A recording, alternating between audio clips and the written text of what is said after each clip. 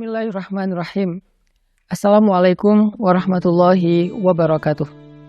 Teman-teman sekalian, kita hari ini akan lanjutkan sharing dan konten tentang libatin Allah. Konten libatin Allah ini sebetulnya konten tentang ilmu akidah dan ma'rifatullah, ilmu tentang yakin kepada Allah dan bagaimana cara bersandar dan bergantung kepada Allah Subhanahu wa taala dengan lebih mengenal kebesaran Allah, baik sifat-sifat Allah, nama-nama Allah, kekuasaan Allah, dan seterusnya.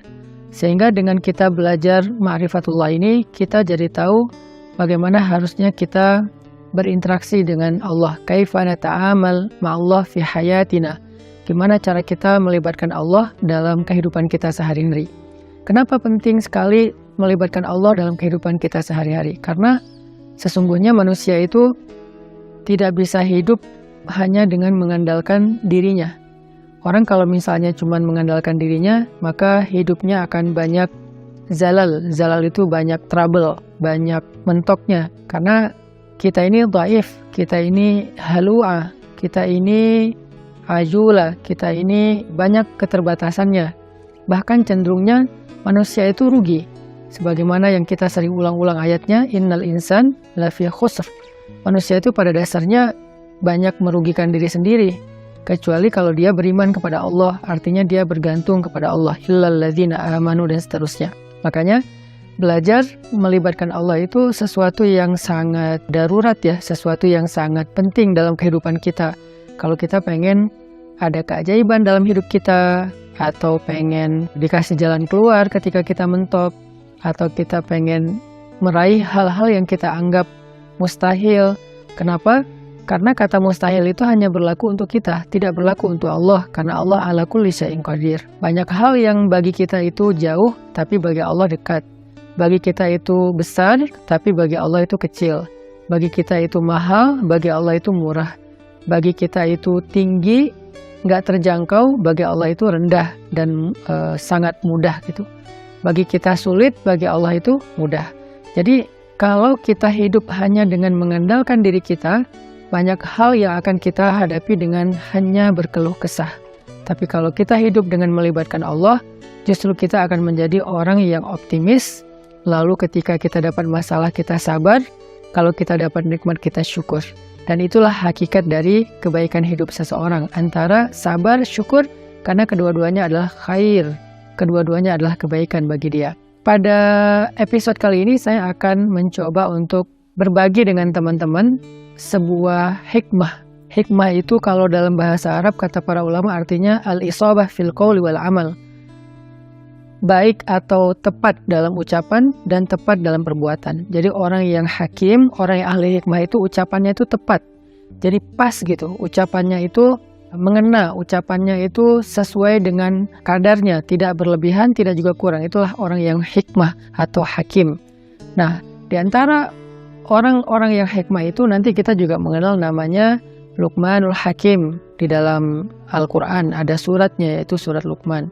Nah, ada banyak sekali hikmah yang disampaikan para ulama tentang bagaimana cara kita melibatkan Allah, dan hikmah ini pasti diambil dari Al-Quran dan hadis yang kemudian dibahasakan ulang dengan bahasa para ulama.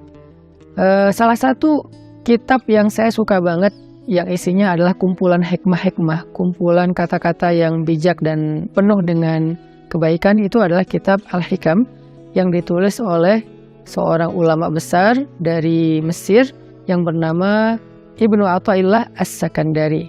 Nah, beliau menulis kitab hikam yang sangat terkenal. Salah satu di antara hikmah yang luar biasa tentang bagaimana cara kita melibatkan Allah itu, beliau mengatakan, min alamatil i'timad 'alal amal nuqsanur raja' 'inda wujudiz zalal. Salah satu di antara tanda-tanda orang terlalu bergantung kepada ikhtiar, bergantung kepada amalnya, bergantung kepada perbuatannya, bergantung kepada usaha dirinya adalah nuqsanur raja', berkurangnya harapan kepada Allah inda wujudiz zalal, ketika ada masalah dalam hidupnya. Maksudnya apa? Seringkali kita gini, kita tuh jadi kayak berani berharap yang baik-baik kepada Allah kalau apa yang kita harapkan itu masih logis. Jadi kita kayak tahu gitu gimana cara mengikhtiarkan hal itu. Kita tahu bagaimana cara mendapatkan hal itu, sehingga kita masih berharap pada Allah, ya Allah mudahkanlah saya. Misalnya kayak kita pede bisa dapat kerjaan, atau misalnya kita udah ngerasa bahwa insya Allah saya layak mendapatkan pekerjaan itu, sehingga kita mendaftar di sebuah perusahaan. Kita masih berharap pada Allah supaya Allah mudahkan urusan kita. Tapi ketika ternyata kita ditolak sana-sini, kita ketuk setiap pintu-pintu di bumi, ternyata nolak kita sehingga kita nggak punya kerjaan, kita tiba-tiba jadi putus asa, jadi nggak berharap lagi, jadi nggak optimis, karena ngerasa kayaknya pintu-pintu bumi udah tertutup.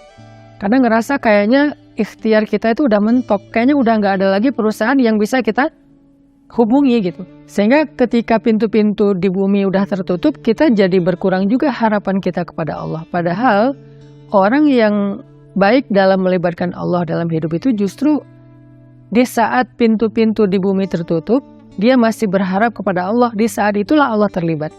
Jadi jangan sampai ketika pintu bumi tertutup, manusia meninggalkan kita, jalan-jalan ikhtiar itu kayaknya udah mentok, kita jadi berprasangka buruk dan tidak lagi berani berharap yang baik-baik kepada Allah. Justru ketika keadaan kita lagi sulit, keadaan kita lagi mentok, pintu-pintu di bumi tertutup, manusia meninggalkan kita, justru saat itulah saat kita bisa melibatkan Allah seutuhnya, karena tidak tercampur dengan keyakinan kita kepada makhluk. Dan saat itulah saat yang paling ajaib, saat kita mentok. Maka harusnya ketika kita mentok, ketika kita merasa kayak nggak ada harapan di antara manusia atau di bumi, kita justru semakin besar harapannya kepada Allah Subhanahu wa Ta'ala. Dan itulah cara paling ajaib melibatkan Allah dalam urusan kita. Kayak masalah jodoh misalnya. Ada orang yang dia udah siap menikah, udah punya pekerjaan tetap, punya penghasilan yang baik, kemudian secara penampilan dia juga good looking, orangnya juga baik gitu. Terus dia suka sama seorang cewek. Datanglah dia untuk melamar cewek tersebut. Dan sepertinya cewek itu juga kayaknya perhatian sama dia, sehingga dia nggak tahu GR apa enggak, dia kayak berharap kayaknya nih udah waktunya nih saya serius dan melamar dia. Sebelum dia berangkat ke rumah calon istrinya, dia berdoa kepada Allah, ya Allah mudahkan urusan saya, ya Allah semoga saya bisa menjadi suami yang baik bagi dia, semoga lamaran saya diterima, bla bla bla. Dia berdoa kepada Allah, dia berharap pada Allah karena dia percaya bahwa ada jalan untuk mendapatkan yang dia inginkan. Lalu ketika yang terjadi justru sebaliknya, dia ditolak walaupun dengan cara baik-baik, atau bahkan mungkin dengan cara yang agak sedikit kasar. Perempuan itu menolak dia, atau calon mertuanya yang menolak, ayah dari perempuan itu yang menolak, atau mungkin ada banyak masalah lain yang terjadi sehingga nggak bisalah dia melamar perempuan itu. Apakah dia masih berharap kepada Allah?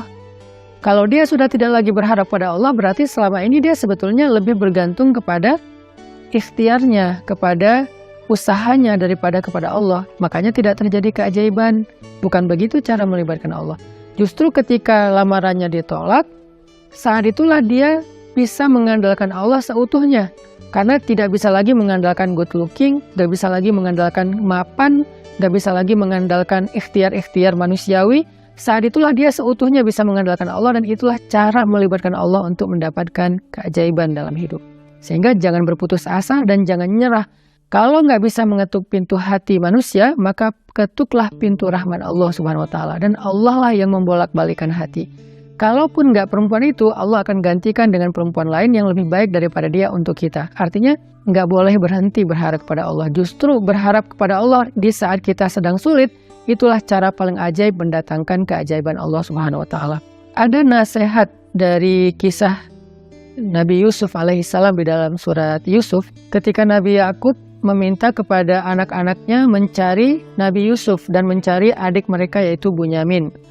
Nabi Yakub bersabda, "Ya bani yazhabu fatahassasu min Yusuf wa akhihi fatahassasu min يوسف وأخيه ولا تيأسوا من روح الله إنه لا ييأس من روح الله إلا القوم الكافرون. Wahai anak-anakku, kata Nabi Yakub, pergilah dan carilah kabar tentang Yusuf dan saudaranya itu Bunyamin. Dan janganlah kalian berputus asa dari rahmat Allah, dari pertolongan Allah, dari campur tangan Allah, dari keajaiban di sisi Allah. Sesungguhnya tidak ada yang berputus asa dari rahmat Allah kecuali orang-orang yang mengingkari kebesaran Allah, orang-orang yang tidak beriman. Jadi ciri di antara orang yang beriman itu tidak berputus asa. Dan kalimat putus asa ini tidak akan muncul kalau tidak ada zalal, tidak ada masalah, kalau nggak mentok. Nggak mungkin dong kita berputus asa sementara jalan masih terbuka lebar, segalanya masih normal, semuanya masih sesuai prediksi kita. Itu nggak ada alasan kita berputus asa. Justru alasan berputus asa itu ketika kita punya masalah, mentok, trouble, error, bla bla bla. Justru saat itulah kita rentan dengan putus asa. Nah, orang yang beriman di saat itu justru mereka bertambah yakin kepada Allah. Tidak menjadi orang yang yai'as, menjadi orang yang berputus asa atau yusi'udzan billah, mereka berburuk sangka kepada Allah. Wa tadhunnuna billahi dzunun, kalian berprasangka kepada Allah dengan prasangka yang tidak pantas. Kenapa? Karena orang beriman tidak pernah berhenti berharap kepada Allah yang baik-baik. Bahkan ketika ada masalah paling berat dalam hidupnya, saat itulah dia semakin berharap kepada Allah dan semakin bergantung kepada Allah. Dan saat itulah keajaiban Allah terjadi. Coba renungkan firman Allah di dalam surat An-Naml ayat 62. Bismillahirrahmanirrahim. Amman yujibul muttarra idza da'ah. Amman yujibul muttarra idza da'ahu wa yakshifus su' wa yaj'alukum khulafa'al ardh. أإله مع الله قليلا ما تذكرون. Siapakah yang akan memperkenankan doa orang-orang yang sedang kesulitan jika dia berdoa kepada Allah dan kemudian menghilangkan keburukan dari mereka dan menjadikan kalian sebagai pemimpin-pemimpin di muka bumi? Apakah ada ilah yang patut disembah bersama dengan Allah? Qalilan ma tazakkarun, sedikit sekali apa yang kalian mengerti. Siapakah yang akan menjawab doa orang yang ketika muttar? Apa itu muttar? Muttar itu artinya orang yang sedang dalam kesulitan yang luar biasa. Muttar itu artinya orang yang sedang dalam kesusahan yang sangat besar. Muttar itu artinya orang yang udah mentok, itulah muttar. Maka amma yujibul muttar, siapa yang akan bisa menjawab panggilan orang yang sedang muttar, yang memanggil ya Allah, ya Allah, ya Nasir, ya Azim, ya Aziz, ya Rabbal Alamin, ya Rabbi. Siapa yang akan menjawab panggilan ketika ada yang memanggil dalam keadaan kesulitan ya Allah selain Allah Subhanahu wa Ta'ala? Hanya Allah yang bisa menjawab. Ketika manusia tidak bisa menjawab, orang tua nggak bisa menjawab, teman-teman nggak bisa menjawab, mereka nggak ngangkat telepon, nggak ngebalas WA, nggak ada yang mau membantu kita, nggak ada yang yujib. La ahad yujibuna, tidak ada satupun yang menjawab kita. Faman yujibul muttar, siapa yang menjawab kita ketika dalam keadaan muttar seperti itu? Allah. Maka di dalam ayat ini Allah ngasih kita nasihat, wahai hambaku, la tahzan kalau manusia tidak menjawabmu. La tahzan kalau manusia tidak memenuhi panggilanmu. La tahzan kalau manusia meninggalkanmu, mengabaikanmu. La tahzan kalau mereka berpaling dari kamu. Kenapa? Aku tidak akan pernah meninggalkanmu. Aku tidak akan pernah menyia-nyiakanmu. Wadduha wal laili idza saja. Ma wadda'aka rabbuka wa ma qala. Ma wadda'aka rabbuka wa ma qala. Tuhanmu tidak pernah meninggalkanmu dan tidak benci kepadamu, wahai hambaku, walaupun kamu pendosa sekalipun. Ada 3 kondisi di mana seseorang itu doanya tidak ada hijab dengan Allah. Salah satu di antara 3 kondisi itu adalah ketika orang ini terzolimi. orang yang terzalimi, walaupun dia pendosa, walaupun dia ahli maksiat, walaupun dia orang yang selama ini jauh dari Allah, tapi ketika dia dalam keadaan terzalimi, dalam keadaan susah, dalam keadaan dianiaya, dia berdoa, doanya nggak ada hijab dengan Allah loh. Walaupun dia selama ini nggak pernah sholat, walaupun selama ini dia nggak puasa, walaupun selama ini dia nggak berhijab, walaupun selama ini dia nggak pernah buka Al-Quran, walaupun selama ini dia nggak pernah mengingat Allah, tapi dalam kondisi ketika dia muttar, terzalimi, susah, maka tidak ada hijab antara dia dengan Allah ketika dia berdoa. Kenapa? Itulah istimewanya keadaan ketika orang terzalimi atau muttar. Allah nggak ngelihat dia puasa atau enggak. Allah nggak ngelihat dia sholat apa enggak. Yang Allah lihat dia memanggil Allah atau enggak. Makanya hati-hati kata Nabi dengan doa orang yang terzalimi. Walaupun orang yang terzalimi ini ahli maksiat, kalau dia terzalimi lalu dia berdoa kepada Allah, doanya nggak ada hijab. Sehingga Allah berfirman, amma yujibul muttar. Siapa yang menjawab orang-orang yang sedang susah ketika dia memanggil Allah, idza da'ah wa yakshifus su', lalu Allah menghilangkan kesusahan darinya. Bahkan Allah menjadikannya sebagai pemimpin, artinya Allah berikan kepada dia kemuliaan, kekuasaan, dan segala kebaikan-kebaikan dalam hidup. Siapa? Allah. Masih ingat nggak dengan kisah seorang laki-laki solih yang melakukan perjalanan, lalu di tengah jalan dia dirampok. Karena di zaman dulu itu kan banyak perampok atau begal di tengah jalan. Ketika dia dirampok, dia bilang kepada perampok itu, wahai rajul, wahai laki-laki, ambillah apa yang kalian inginkan, biarkan aku kembali kepada keluargaku, kepada anak dan istriku, mereka menungguku. Kata perampok ini, adapun harta-harta ini sudah pasti bisa kami ambil, tetapi berikutnya yang kami inginkan adalah membunuhmu. Kamu tidak akan bisa melanjutkan perjalanan. Maka laki-laki ini pas tahu bahwa dia nggak punya harapan untuk meloloskan diri, dia udah dipegang sama mereka, tinggal dipenggal, dia bilang, kalau begitu beri saya waktu sebentar saja untuk sholat 2 rakaat. Setelah itu lakukan apa yang kalian inginkan. Karena bagi para pembunuh 2 rakaat sholat itu nggak lama dan bukan sesuatu juga yang berat, ya kata mereka, ya udah sholat aja 2 rakaat. Tapi aksir, sholatnya pendek-pendek aja, nggak usah panjang-panjang. Akhirnya dia pun sholat 2 rakaat. Ketika dia sholat 2 rakaat, dia bingung, habis baca Al-Fatihah dia baca ayat apa lagi. Yang terlintas di dalam pikirannya cuma ayat ini. Kebenaran dia hafiz Al-Quran, walaupun dia hafal 30 juz, dia nggak tahu mau baca surat apa setelah Al-Fatihah. Kecuali surat inilah yang terlintas di dalam benaknya, sehingga dia baca setelah Al-Fatihah dengan suara lirih berbisik, amma yujibul muttar idza da'ah wa yakshifus su', dan seterusnya. Kemudian setelah dia membaca ayat ini, dia ruku, dia sujud. Ketika dia rakaat kedua juga dia membaca ayat yang sama, karena dia nggak ingat ayat yang lain. Ketika dia sujud terakhir, dia mendengar suara ada orang mengendarai kuda datang ke arah mereka. Tiba-tiba suara teriakan orang yang sedang dipukul. Lalu setelah itu kuda itu menjauh pergi, dan ketika dia bangkit dari sujudnya, dia tahiyat, dia salam. Selesai dia salam ke kiri, dia ngelihat para perampok-perampok itu dalam keadaan telah terkapar dan dalam keadaan tidak bernyawa. Kemudian setelah itu dia bertanya kepada laki-laki yang mengendarai kuda, ya fulan, man ant? Siapa kamu? Siapa kamu? Orang itu menjawab, aku adalah utusan dari Zat yang mendengar dan menjawab panggilan orang yang memanggilnya. Aku adalah utusan Zat yang menjawab orang yang memanggilnya, yang menjawab siapa yang dalam keadaan susah yang memanggil dia, yaitu utusan Allah Subhanahu wa taala. Akhirnya orang ini pun selamat dan membawa hartanya kembali ke kampungnya. Ini salah satu contoh kisah yang sangat terkenal di antara kisah-kisah para ulama.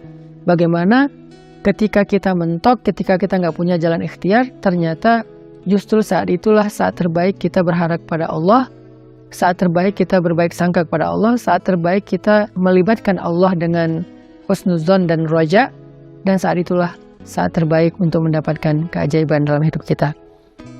Yang terakhir, kisah 3 orang yang terkurung di dalam gua. Mereka sedang melakukan perjalanan, terjadi badai, akhirnya mereka berlindung di dalam gua. Ini terkenal juga kisahnya dengan riwayat hadis yang sahih. Ketika mereka terkurung di dalam gua, tiba-tiba batu gua itu menutup gua karena terjadi kayak longsor, batunya menutup mulut gua. Dalam keadaan seperti itu mereka takut kehabisan udara dan mereka nggak bisa makan dan seterusnya, mereka terjebak. Tiba-tiba masing-masing berdoa dengan tawasul kepada amal-amalnya di masa lalu. Ada yang bertawasul dengan birrul walidain, ada yang bertawasul dengan sifat amanah dan adil, ada yang bertawasul dengan sifat takwa meninggalkan dosa. Sehingga singkat cerita, setelah mereka meminta kepada Allah dan bertawasul dengan amal-amal mereka, mulut gua itu terbuka, batunya bergeser dan mereka pun selamat. Kenapa ini bisa terjadi keajaiban kayak gini? Mereka udah mendorong batu itu tapi tidak sanggup. Artinya ikhtiarnya udah mentok. Apakah mereka berputus asa? Enggak. Saat itulah mereka melibatkan Allah secara utuh dan melihat keajaiban Allah Subhanahu wa taala. Maka kembali kepada hikmah dari Imam Ibnu Athaillah As-Sakandari, min alamatil i'timad 'alal amal nuqsanur raja' inda wujudiz zalal. Di antara ciri-ciri orang yang masih bergantung kepada perbuatannya, ikhtiar dan usahanya adalah berkurangnya harapannya kepada Allah ketika terjadi masalah dalam hidupnya. Maka jangan pernah berkurang harapan kita kepada Allah. Justru ketika kita punya masalah dalam hidup dan kita ngerasa tidak ada jalan di antara jalan-jalan di bumi, kita menjadi lebih berharap kepada Allah dan yakin dengan jalan-jalan yang lebih baik yang ada di langit, insya Allah. Barakallahu fikum. Wassalamualaikum warahmatullahi wabarakatuh.